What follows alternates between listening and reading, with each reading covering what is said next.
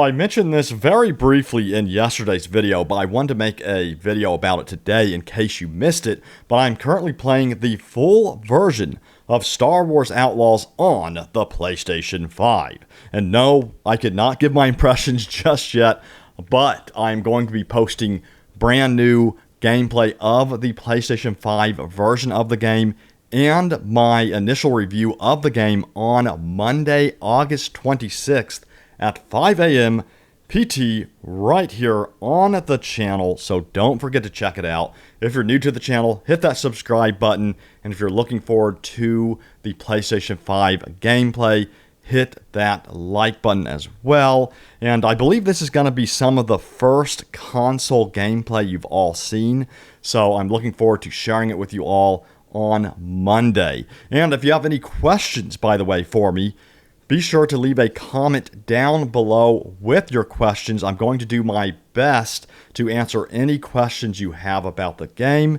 And I'm currently playing it, so I'm going to be playing it all weekend leading up to the gameplay reveal on Monday, August 26th at 5 a.m. PT right here on the channel. By the way, Ubisoft just released a whole new trailer with new gameplay all about building the open worlds of Star Wars Outlaws, because as you know, there's multiple planets in this game, multiple open worlds, and it took a lot of work for them to pull this off. And, you know, they talk about this more in this trailer. I'm going to let this trailer just speak for itself, because the developers do a good job of talking about the game, talking about how much work went into the open world environments, all of the really cool stuff you can do in the open world, including mini games, side missions, and stuff like that. So check it out. Here is the video.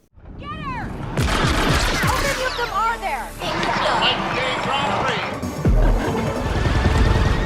Silop Sabak. You want to race?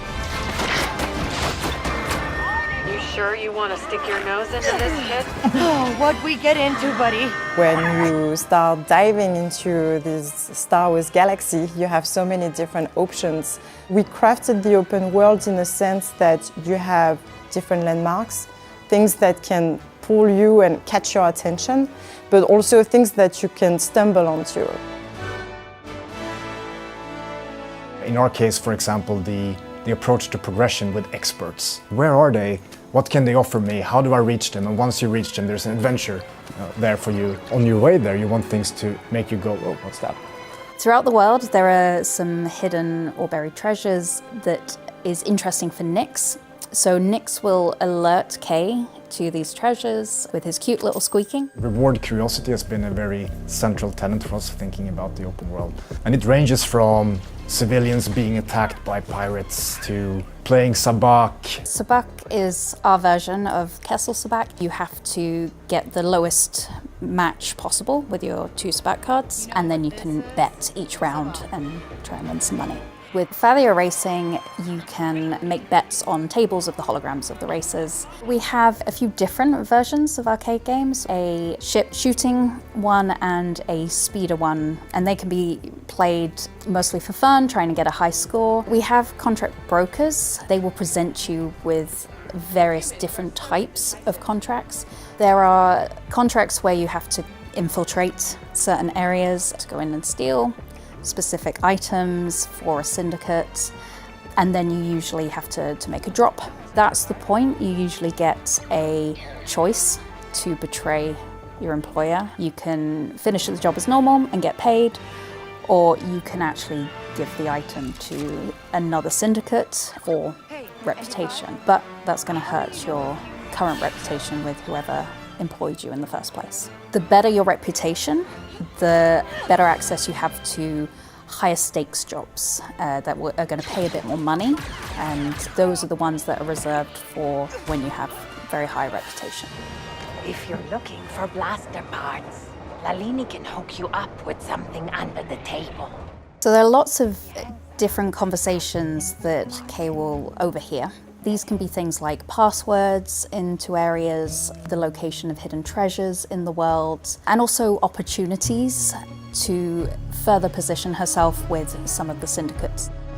We landed on a roster of 5 distinct worlds, which are Akiva, Toshara, a brand new creation, Tatooine, of course, the fan favorites, Kijimi, and Canto Bight. We really wanted to develop something that was fully grounded and had a lot of rich culture and history. And having an open world game really makes sure that you can actually really explore all of those aspects. Star Wars locations are as biomes, very strong statements, like all of Tatooine is a desert. Kijimi is perpetual night and winter. On Akiva, it's more the winding jungle roads, it's a little bit more narrow. Toshara is the windswept moon, which is fairly fun because it allows us with the Emberine to create ramps and wall rides. We wanted all of the locations to provide players something, whether it's about the world, telling something about the lore of Star Wars, or just the world building. We crafted that massive. So designing the space areas was super fun. So we distinguished there a little bit between regulated space, which is the Empire controlled, which is the black space with stars, and then we have the unregulated, more hidden, kind of more dangerous space. It's also a place, of course, where different quests and contracts take you. You should fly in close and have a look. You will definitely find precious things that you need to, at the end of the day, make your ship even more capable to explore further. It's a different type of Star Wars story. Kay is an improviser. She doesn't really go by the books. She wasn't really trained in, the ways of one particular fighting style or anything like that, but she's just using whatever it is that she can in order to survive.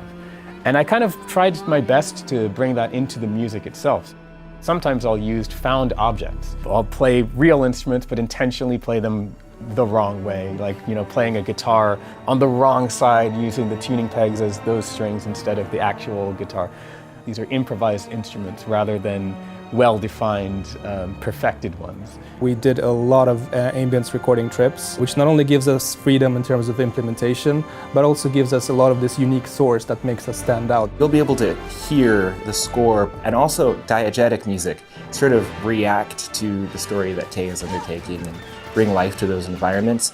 It's the first open world Star Wars game, and figuring out what that experience is like, I think we landed on something that feels unique from any of the Star Wars games that we've made so far. The game is loaded with references to Star Wars comics, Star Wars books, but of course all of the films and characters that players love. We really think that players are going to discover many, many, many nods, and they're all intentional.